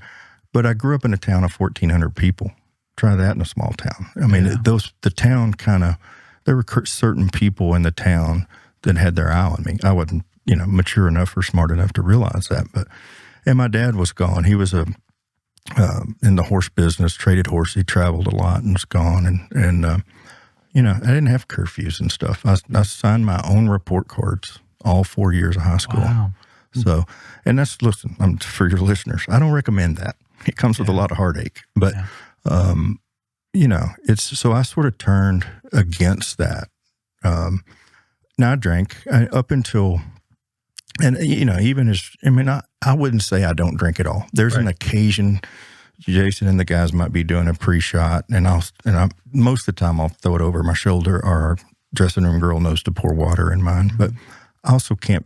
There's a lot of responsibility out there, but I also don't want to be a hypocrite to my kids, or my family, and for people that, I have a lot of friends that have been through, rehab and stuff like that. So, you got to be authentic, and it's just backwards for me to tell my kids growing up, don't do this, but I'm doing it. Right. So, I have an addictive personality. If I get obsessed about something, and I didn't, even at a young age, I think you're the opposite of addictive. I think that you are, you have a sprinting personality. Like, what's the difference? Well, like I'll obsess about something. It's almost more obsessed. Like what I mean is like when you do, I say it's not addictive because you can jump from thing to thing, but the things that you jump to, you run 100 miles an hour towards them. And because like you can work on a thing for 14 hours at a time. Yeah. And just like lose track of life, and just because you get focused on the thing. Yeah. But I think even at a young age, I knew I had that as a kid, and I was like, I think I could fall into this. Yeah. And I've seen a lot of my friends. So I was in the music industry in Jacksonville, Florida, and I saw my friends get into some dark stuff, deep drugs, alcoholism, and watch their life fall apart, and their amazing talent just ripped away from them. And for me, it's just like that solidified. It's like I don't have a problem with it, but like some people, and I feel like myself, would probably have had a problem with it. Yeah. And so I was just curious, and I'm seeing a lot of young kids now say like, I'm not going to actually touch it. It's not really healthy. So it seems like the entertainment industry, maybe in some ways, like live events, musicians, things like being on tour with the band used to kind of be this whole like this lore of like debauchery and drugs and this and that. I'm sure you know more than me, but I've talked to bus drivers. They tell some wild stories. Bus drivers like going to the beauty shop, man. That's where you got to have a bus driver that's... We should have a bus driver. They could have some stories, Dude, buddy. There's your podcast. They know everything. But it seems like it's settled down a bit. It seems like you hear more about like artists that are bringing their families on the road, they're bringing their kids. I think you see that. Am I wrong? Maybe I'm wrong. No, you're right. I think you see that a lot more. I still think there's plenty of fun being had out there, but I think especially like bring weights and stuff now. Eat healthy. I mean, look, we got some of that on our tour. I'm saying, hey, I'm going for a jog. I'm like, great, text me when you get back. I mean, so it's. Social media, these guys are, especially key guys in the band and stuff. And, they've got their own kind of following and as a part of all that. So they're, all that stuff is out there. And it's, listen, man, when I came to town, I was fortunate enough to be around Waylon and Merle Haggard and those guys, and hearing the stories, I was just like, whoa, man, this is cool. And, and then as you age and start to, and then you become a parent, you're like, whoa, it's not as cool as I thought. But I do think that kids are realizing, they're getting it from their parents, I'm sure, and certain influences, their coaches and stuff. But there's a lot of pressure on kids, man. I look at what I call the anxiety epidemic. If I'd have told my dad when I was a kid, I'm anxious, he'd have gone, go haul some hay, go dig a post hole. You won't be near as anxious, It's, and I'm not minimizing that. Both of my boys have dealt with it, and both of my boys did their fair share of partying. So don't misunderstand. Sure. I'm not saying, but it's, parenting is the hardest job I've ever had. Well, yeah, because it matters. Yeah. It matters more than it matters more than anything else. Yeah, It's hard to understand that when people say that until you really have kids. It's a gear that you didn't know you had. Yeah. There's a capacity of love, like Dave Chappelle says. You don't think you can love anybody anymore than this one kid you have, and then you have a second kid, and then your capacity for love grows. Dave Chappelle say that? Dave Chappelle said That's really insightful. I didn't expect that. Yeah. I mean, it's interesting. He said it in a joke, but like the reality is, dude, your capacity for love grows, and the seriousness and that lower gear you never knew you had. Yeah. I find myself sending my boys stuff that I think or you want to say, and then especially look, I missed weddings, funerals, birthdays, because I was gone. In the old days, I was gone 300 days a year. Whoa. And, and then as time goes, I missed things that were important to them. And you try to do things. I remember, it's my oldest, or maybe it's my younger, or both, but I hired a kid. He was at a private school here, and he wanted to do what you guys do. He was already filming like football games and stuff for the school. So I hired him. I'm like, dude, on Saturday morning, you're going to go film my son's Pee Wee football game. You're going to go to my house and download it, because it wasn't like it is today. Yeah. And I'd be on the road in Seattle or somewhere. I'd get online and watch the game, and then I'd call my son and go, hey man, great tackle in the second quarter. Yeah. And so I would, try to find ways to be present. But then, the thing, and both of my boys would tell you, I would be home and not be present. And you realize that later on as a dad. It's like, because you're dealing with artists. And I can't tell you how many dinners or movies or what I've got up and walked out of because I had to go deal with something. Yeah. So I'm in the, on the tour managing side especially, you're setting yourself up to, you're on call. So if something's up, there's certain things that I'm the only one Jason's going to have deal with it, So it's so important being a father, and nothing else matters. It's the coolest thing in the world. It makes you grow up. Like I encourage people have kids, especially if you're a responsible person and if you want to become better. Yeah. Like have kids and try to be a better person. Well, so many people without kids are rightfully so, like desperate for meaning. Yeah. They're pursuing it's this chase for what is my life all about? Like, why am I here? Yeah. And we have kids, like suddenly. Yeah. Changes everything. There's so much meaning. And I don't mean that in like a better than anybody kind of way. No. I mean, like, I know wonderful people without kids, but like, I know that for many people that I know, including myself, I speak for both of us, like there's a whole new meaning to like, why am I here? What difference am I going to make on the world and on society? And it's like, like I can start with this little person right in front of me who I'm responsible for. Like that's. And we've all done cool things in our lives. Sure. And that used to be part of your core identity is like, oh, I'm this, I did this thing. And then all of a sudden it's like, that all goes away. And it's like, I'm the dad to these kids. Yeah. It's really cool. And it also gives you a stake in everything. Yeah, you talk about like how you're, at Harvest, at Route 91, your immediate thought was like your wife. Like that's your focus. Yeah. And I think, before you have kids, that is like what you think about.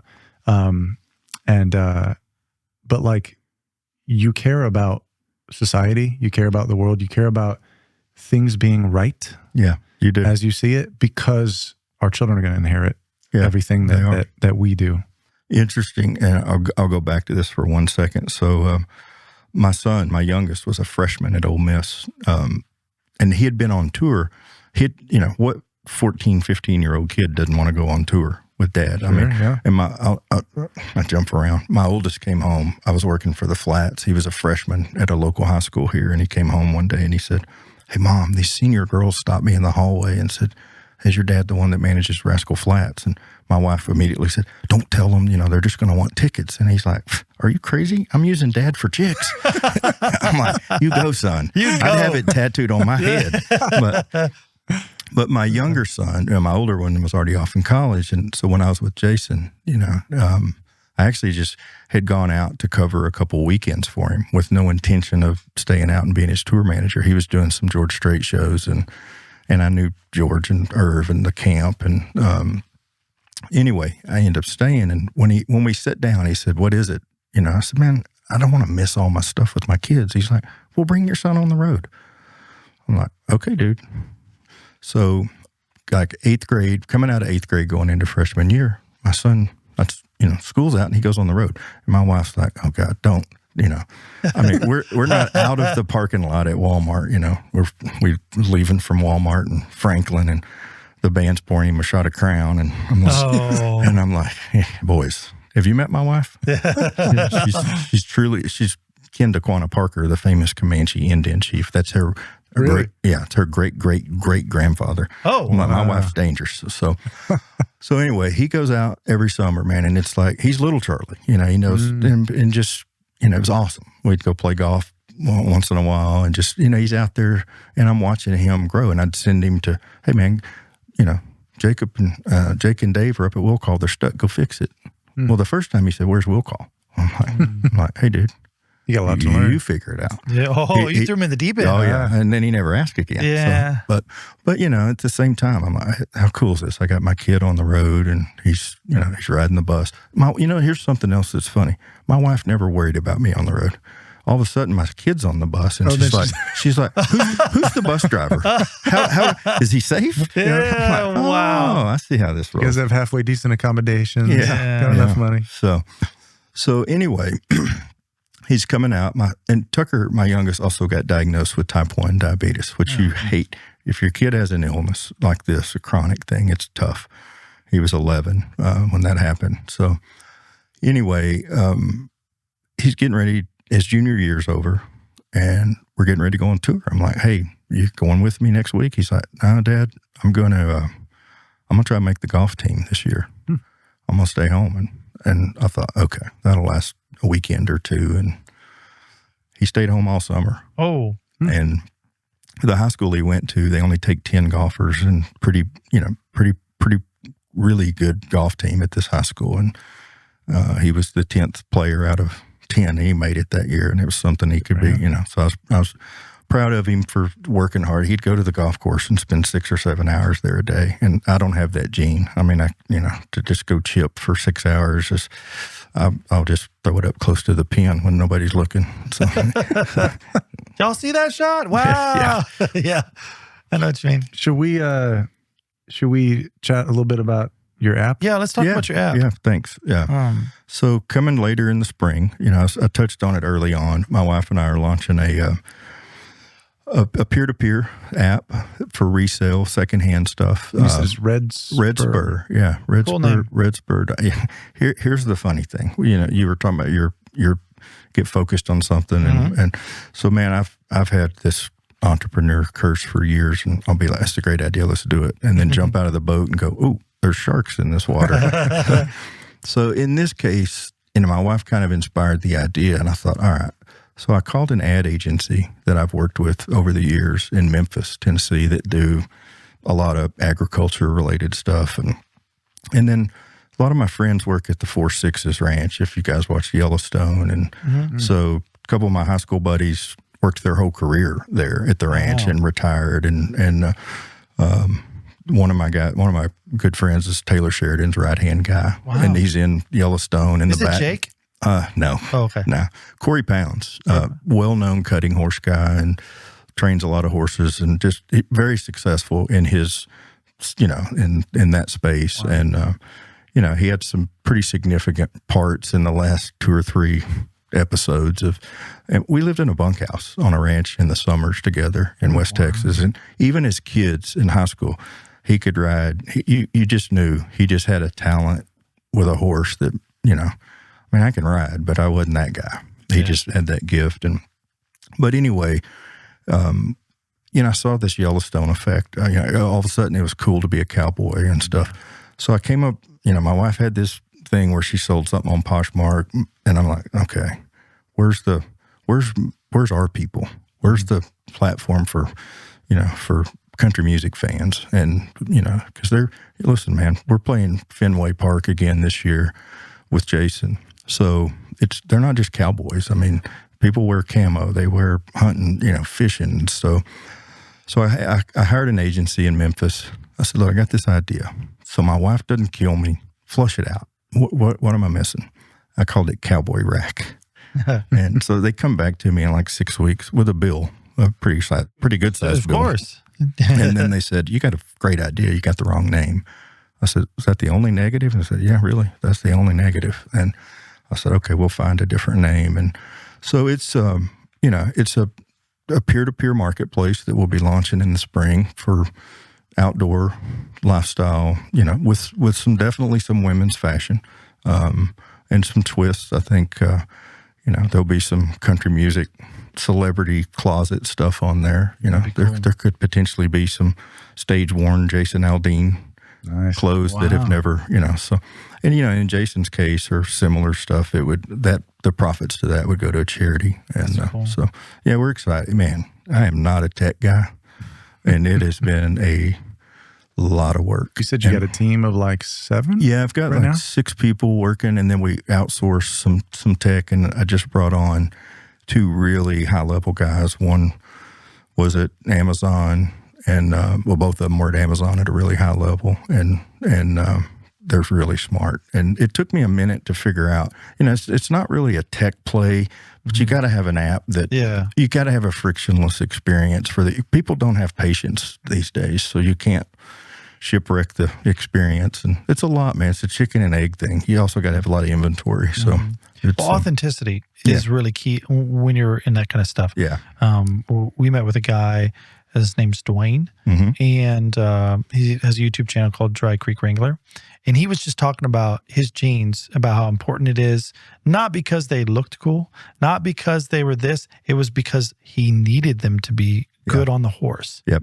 And he needed them to work with these saddles. The other ones didn't work because of this, this, and that. Oh, and these buckles over here, they didn't work because of where my gun sits. Yep. Like real people that need gear. It's not just clothes, it's almost gear. And it's knowing the difference. I'll give you a quick example. My dad, I mentioned it earlier, my dad passed away in 98 from cancer. But I grew up in cattle country, West Texas. The ranches out there, 35, 40,000 acres. I mean, it's massive. And my dad would see Tim McGraw on TV, so I just hate that guy. I'm like, Dad, you don't even know him. He's like, yeah, but who wears a straw hat in the winter? I'm like, see through it. I'm like, Dad, he's not trying to be a cowboy. Yeah. It's a stage thing. So I was telling Aldean that story, I think last year or something. He goes, dude, it's my work hat. I'm like, I get it. I mean, I said, my dad was old school, man. He was like, you took your hat off in the house. You said, yes, ma'am, and no, ma'am. And, I mean, it was. Does Aldean wear a straw hat? In the winter. Oh, in the winter. Yeah. Okay. But he has worn a felt lately, but he also doesn't go around trying to be a cowboy. So there's a difference. Yellowstone is. People used to ask me about the show Nashville if I thought it was real, and I'm like, there's some truth. There's some things in Yellowstone. I forgot about that show. Yeah. And Yellowstone's the same way. A lot of drama, but man, the scenery, the horsemanship, that's real. And but guys that know, and that's because I grew up around that. I don't go around pretending to be a cowboy. I still rope a little bit and love that. As a kid, I couldn't wait to get away from all that. I was like, man, I got to go. This is too slow. And now I'm like, man, I miss that. And Well, I think it'd be really cool, and I hope it really picks up. But like, what a better person to connect with, like country artist, and make the connection between like authentic wear and also you can sell your stuff on here. It's like finding that thing you need. Yeah, I think it's cool because a lot of the guys and gals that are doing it for real. Yeah, whether they're like Highline electrician, out in the winter, whether they're heavy equipment operators, whether they're plumbers, whether they're horsemen, like whatever. These are the folks that like need this heavy duty stuff, but it's so expensive. You're talking about the backbone of America, right there. And that doesn't just mean middle America. I mean, they're everywhere. But you're right, man. But it costs a lot for them to equip themselves to do the job to where they're safe, to where they're comfortable. Yeah. Because you talk about like, someone who's out in the cold all day, like those Carhartt bibs are saving them like that. But like my dad's not going on Etsy. Yeah. And he's not going to buy a Carhartt on there, but he might go on a place called Redspur. Yep. But it's expensive to buy all that stuff new, especially for someone just getting into the job. Oh, yeah. It is. That is. I hope to, I think we've identified something here that, and we'll, you touched on it, but being authentic and holding true to that is super important. And not, if you're looking for Gucci or, that kind of, we're not the platform for you. But I think as we grow and get traction, you'll see that, we definitely have that in mind, and that's how we want to message this thing. And we're really building a community of like-minded people. We'll be patriotic and certainly recognize, look, man, $500 to a family matters. And, a great example, my cousin, it's actually my wife's cousin, but his daughter, I had no idea. I had 2 boys. She was a cheerleader. Well, they had to buy all that stuff every time, season, so it's expensive. So, she can go pull out, her mom can go pull out a couple jackets and some old boots, and you can make $500 on an app. Now, not today, but when we get this thing rolling. And so from that to, it's been interesting as I've researched this. There's people that do this for a living that make $150,000 a month, man. It's crazy. Thrifting, reselling. They'll go to Goodwill, garage sales, and they sell on multiple platforms. But I got a sister-in-law that does that. She'll buy like old school jeans and buy them for $5 and turn around and sell them for 80, 90, $100. Like you said. It's crazy, man. And my wife's done that. My wife has a great eye, and it wasn't as much clothes, but just knick-knack stuff and through the years and stuff. And listen, the resale market is outpacing retail 10 to 1. It'll be a $78 billion market by 2028. Inflationary environment too. Like people are looking for ways to cut money. Absolutely. And also people want authentic things. They do. Because like they don't, like people like vintage as well. They do. And so if you can provide a platform that is specifically geared towards this stuff, hey, if you find this cool old jean, you could turn around and have a place to sell it. Yeah. It also is funneling all that cool gear to this platform. Yeah, for sure. And then they have an opportunity to make money because people are there to find that. Yeah. Well, and whatever the stigma may or may not have been, COVID somehow affected that. I mean, as a kid, I would get hand-me-downs from my cousin. You get jeans that their kids outgrew, and it's kind of the same thing. You're just getting a better deal. So real quick, and one of the reasons I like this idea, because when I was in Jacksonville, Florida, I did construction, and someone had asked to buy my old construction pants. And I thought that was what? Yeah. Like, no, these are my construction pants. They wanted to resell them as authentic work pants for like rich kids. Yep. And I was so confused. Like these rips and tears are like, that's where my hammer is. Like, are you sure? It's like, I've wiped a lot of like that's like gross stuff on this. There's blood. There's food. Like, are you sure? They wanted them. Yeah. And I didn't end up selling them, but the guys were like, yeah, man, you want these? Yeah. And she sold them. Yeah. And they sold them. It's crazy, man. But people want that authenticity. Yeah. No, they do, for sure. So this is still in the works? Yeah, like if you want to sell or buy it's in beta. And right now, for your listeners, go to redspur.com, download the app, set up an account, and list some items. I'm trying to get some inventory built up. And people can live anywhere for this, right? Yeah, they can live anywhere. Yeah. In the U.S. They can't. Okay. We're not outside of the U.S. at this point. And, there's a lot of regulations here, let alone Canada and Mexico. But I think we're focused on here. And then, listen, maybe we'll come back in 3 months and do a Redspur focused podcast. That'd be cool. And tell some stories. And I definitely want to do this again. Yeah. And I'm glad you got to actually work out where we can make this happen. Yeah, man. Is there anything else you want to talk about? I guess real quick, I'm just putting this together. So like left home at like 14. Yep. Didn't go to college. Tour manager I went to college, just not very long. Me too. Did not successfully complete college, we'll say. But now you are a tech startup entrepreneur. which is a pretty cool, pretty crazy winding path. Yeah. But congratulations. That's really cool. So we touched on something before, and you said to save it for the podcast. So let me tell you a Peoria story real quick. Oh, yes. So for those who are listening and don't know, Dave and I live near a town called Peoria in Illinois. So and of course, you've been in every town. I've been in every town in America. If there's a venue to play, big or small, I've been there at some point since '89. So this was just, I don't know, 5 or 6 years ago, we were playing this, I think it's the Civic Center there in Peoria. And so as a kid, I was I just could have moved out of home. Well, I had a cousin that really spent a lot of time with me, kind of the only adult that had time for me as, junior high, elementary, junior high. We listened to Richard Pryor all the time. Oh, yeah. I knew I could quote Richard Pryor top to bottom, front to back. So, and obviously parents, as a dad, you want to aim a little higher. I mean, but when you really dig into his story. You probably shouldn't quote all of Richard Pryor. Yeah, no, I don't anymore. Trust me. It's funny though. Yeah. But man, I had the albums, that you played on the record player. So, and then the 8 tracks and then cassettes. And so anyway, we're there, and I'm thinking, it's a slow day. I asked the runner, I said, hey, where Richard's fan, she said, oh yeah, I know where the house and all. I literally took the runner van and they drove me around town for like 5 hours.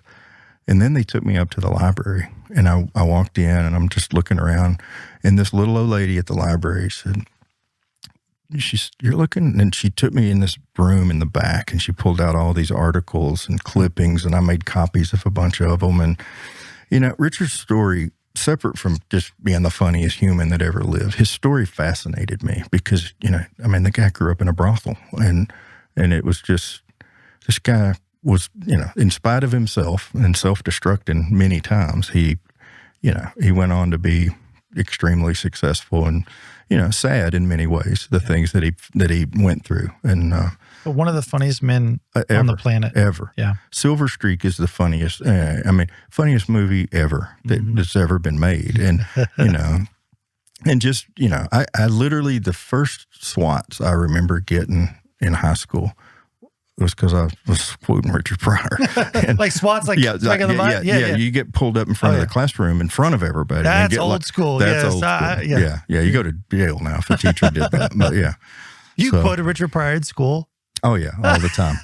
Yeah, and here's what I'm talking about. Here's the crazy thing, man. Me and, my best friend was a black guy. I mean, it wasn't, look, and the little town I grew up in, we're just colorblind. He's my brother. He didn't care if he was black or white. That's just how it was. And, he quoted it right along with me. Yep. But, it's a different day, and I understand all that. But man, Peoria is a special place. Well, there was a time when, I think there's something about comedians. Richard Pryor exemplifies this, that they can be celebrities, but they're very grounded. Yeah, because that's part of, I think, what makes them funny. Yeah, is they totally get human nature. Well, they see the world differently, and they see and many of them have gone through some stuff. Yeah, and if you really dig into Richard's life story, it's so much of what he talks about and his jokes, he's taken what really happened in his life and just turning it just a titch. And look, I had some things happen in my life too, but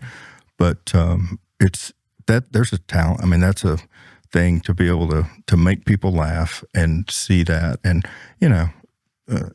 that takes a special skill set. So with Richard Pryor stuff, what I always loved was the crowds. Yeah. The wailing, the laughing, uncontrollable. Yeah. And when he knew it, he wouldn't pause for it. He would just keep going. Yeah. Keep hammering. And you look at that crowd today, it's white, black, Asian. I have to be careful because I'm keeping up with saying the right thing, but it's, it touched everybody. So everybody related. I forget that Richard Pryor's from Peoria. I probably should do that thing, go over to the library, go over to see his statues. This little old sweet lady that was there, she had to be in her late 70s, early 80s, and knew the family and was just, I wasn't smart enough to turn record on my phone. But man, it just some specific stories that she was kind enough to tell. We should do a video on it. I was just thinking that. Yeah, we should do a little feature video. If you guys live in there, man, you should. And we should do that. It's, I mean, he's, for his genre and his format, I mean, he's the king, No, it's about like stepping up through that adversity to overcoming that. And he really did. Yeah. And I mean, I feel like you're kind of that way too. Like if you left home at 14, I feel like I think Richard, I mean, I was able to laugh and have a, I didn't think I realized it back then, but I was like, man, even though the things that I went through with my parents, being a train wreck and all that stuff, I could get with my cousin and we'd listen to Richard and just laugh for hours, man, and just be like, laughter's medicine. Man, it is. It is. So somebody asked me the other day, what's probably the coolest thing I've ever been able to do in this business. And this is going to probably sound weird to most people, but meeting Johnny Carson, that was kind of the pinnacle. I mean, I've done some really cool stuff. I mean, but for me, for a small town kid, but yeah, that was, walk me through that, please. Man, so Lorrie Morgan gets booked to do The Tonight Show in probably 1990. And Jay Leno was hosting that first time. I was just sick. I was like, you got to be kidding me. And no offense to Jay. No offense to Jay. Yeah, he was great. But I was like, man, I grew up loving Johnny Carson. And then we got asked back. And I remember the producer or whatever it was came in and said, no, look, Johnny's, you're not going to get to meet Johnny. And I was sitting in the dressing room with Lorrie. I was like, dang, and I'm not the guy. I'm not going to go ask. I mean, I would have if she told me to for her sake, but so anyway, I mean, dude, a couple hours later, we're in the dressing room. She had just got out of makeup and you hear this knock on the door. I walk over and open the door and it's Johnny. And I'm like, hello? Yeah. And he said, hey, I just wanted to come say hi to Lorrie. Well, I was like, yeah, she's here. Come on in. And, who's Lorrie? Yeah. You're like, and it was, dude. And I had walked out in the hallway at NBC, and I was there many times over the years later. But I remember him pulling up in this yellow kind of off yellow Camaro convertible, and I'm just like, dude, that's Johnny Carson. And he had his own parking spot with his sign on it, and it was just one of those surreal moments. He's a legend. Dude, he was. Legend. Yeah. How he did that every night. Every night. Funny. Yeah. I still watch, I go online a lot. I love to watch him and then Carol Burnett and Tim Conway and all that stuff. And Tim Conway, a lot of wholesome stuff in that kids should pay attention to. I grew up watching Dorf on Golf. Yeah. Isn't that Tim Conway? Yeah, man. Yeah, that's another guy that's just unbelievable. So it's funny to think of you being starstruck with everything you've done. Yeah. I know at the time it was earlier in your career, but it is. Lorrie was, to her credit, the first CMAs I was ever at was 89. And she's like, get a picture with everybody. And I'm like, I'm not going to do that. Well, now I'm thankful, that I did. Wow. So, but yeah, it's not often, but I will ask for a picture here and there. And yeah, because I feel like sometimes that's a regret I actually have is I've done a lot of things and I didn't stop and take any pictures of anything, of us experiencing it. I was so worried about getting the job done because we did music videos for years. Sure. And it's like stop and be like, hey, this is cool. Let's take a picture. Yeah. Let's enjoy this moment and be like, there's almost no proof it happened other than the final product. So I can relate to that. I know you guys got to wrap, but I'm going to tell you one quick story that I think you can edit it in if you like it. Mm-hmm. So I mentioned going to the CMAs the first time in 89. Mm-hmm. I came in August, and I think this is October or November. So it's like I'm 2 months in. Mm. Lorrie's nominated with Keith for a duet or something. I can't remember. Maybe female. I don't remember but it's my first time to the CMAs. I never had a tux or anything like that in my life. So I'd rented one, and I'll never forget this, man. This was out at the Opry House, out at Opryland. And back then, the curtain came down at the top of the show. Well, Dolly Parton was opening the show that night. And, we're getting, I'm still learning, 60 seconds to air, 30 seconds and all that, you guys have been around it many times too. So I'm staying, and Lorrie's like maybe this first or second she's presenting an award for something, and then we're going to go take our seats. Well, they walk Dolly by and take her out to her spot in the curtain. And I heard them say, 60 seconds to air. And then at 30 seconds, there's this scuttle going on. And then I look out, and Dolly's shoe had popped off. Well, you couldn't see because our dress was to the floor, but it was this big, beautiful dress. And she's trying to put her shoe back on. I just run out there and put her shoe on. What? And didn't think anything. I didn't know any better. I didn't think anything of it. I put her shoe on. I ran back off and stood there. So, I didn't think anything of it. People were looking at me like, who's this kid? And I mean, I'm like, look like I'm 12. So the next morning, I had an apartment over in Goodlettsville. The next morning, like 8:30, I get a knock on my door. And I open the door, and there's a guy standing there with a box and a envelope. And he said, are you Jake LaGrone? I said, yeah. And he said, this is for you. Can you sign for it? And I signed for it. I walk in, I open it up, and it was like some chocolates and fruit or something. I opened up the envelope. It was like a 8x10 envelope. I opened it up, and there's a picture of Dolly signed that said, hey, thanks for helping Cinderella with her slipper. Holy heck. Do you still have it? Oh, yeah. I still have it. That's Dude, so cool. send me a picture of that, I will. please. Yeah. What a, But see, sometimes, and I want to encourage people to have that. Yeah. Almost be dumb enough to not know you can't.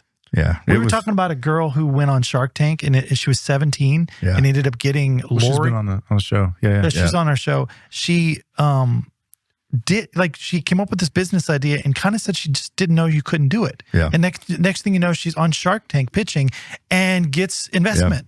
Yeah. And she sold $11 million worth of this. Awesome, man. It's one of those nightcaps where for girls to basically not get drugs put in their drink. Yep. So she invented it at 17 because one of her friends, she said she just didn't know she couldn't. And I love that story because I want people to know, like, guys, like everybody who's doing anything, everything that's built are built by people like not much better than us. No. So like comes with struggles, and I said it earlier, get hit by a pitch, man. Yeah. Now my wife would like predictability and stability. Yeah, sure. But look, man, you got a dream. Who would have thought? I mean, I grew up like 28 kids in my class.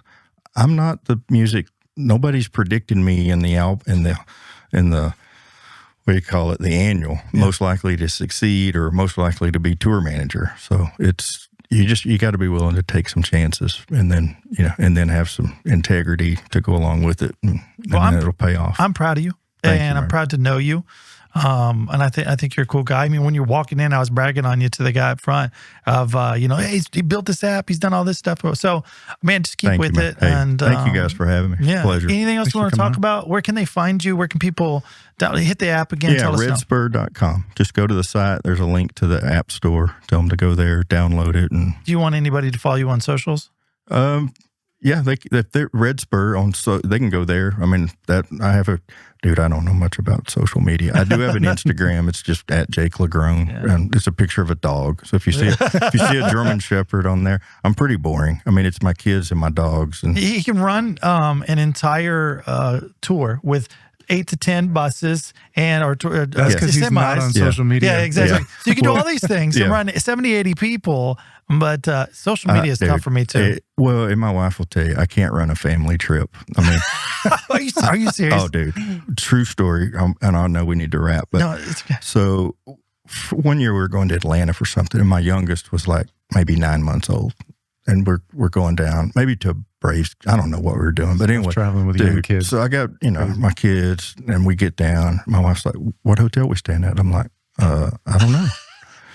Dude, I go into like 3 different hotels. I will just get a room. They're all sold out. So it's like midnight, and we're in Atlanta, and my wife is fuming. And so I pull into this like Marriott or something in Buckhead. And I go back. My son's sound asleep in his car seat. I pull him out of the car seat, take him in, lay him up on the counter at the Marriott. And I said, "Hey, ma'am, this little boy needs a room." We literally have done that. We brought our kids away. Please. Where was that? Maybe you and I are too much alike because I've been here. She said, "Well, the Delta pilots had till midnight to get here, and it's now 12:01. You can have their room." I'm like, "Thank you. You're a queen." Wait, didn't you book like 6 or 7 jets for everybody like that? Yeah. My wife will validate though. I cannot keep up with. It's weird. Well, it's also you're off work. Yeah. Like when you the bar's pretty high when you're out there on tour. You got to get it. Everything is about timing. Sometimes when you're home, you want to put on your sweats. Yeah. And when you're with your family, you got to turn off a little bit. So, Funny story. I would love to keep talking for another hour, but we got to get out of this place. Jake, we'll do it again. Yeah, well, let's do it again. Yeah, and sure. If you're ever in Peoria, let us know. We'll actually meet up there. Sounds and we'll do a podcast then. Hey, if y'all do one on Pryor, let me know. I'd come up for that. Yeah. Do a little Pryor documentary. So we're doing documentaries lately, and we're featuring we're doing smaller documentaries for YouTube, and I think we should do one on Pryor because it's our backyard. Yeah, you should. And man. I'm gonna go actually watch some of his stuff because it's funny. Yeah, dude, Go watch Which Way's Up too. Which Way's Up? He plays all three parts. He plays three characters in that one. It's phenomenal. He was crazy. Yeah. I loved it. Yep. Well, Jake, thank you so much for coming. Yeah, You're a cool guy, and thank y'all. I'm proud of you, man. So thanks. Same to y'all, man. Cool, Exciting stuff y'all are doing. Yeah, that's it. That's a wrap. All right. Yeah.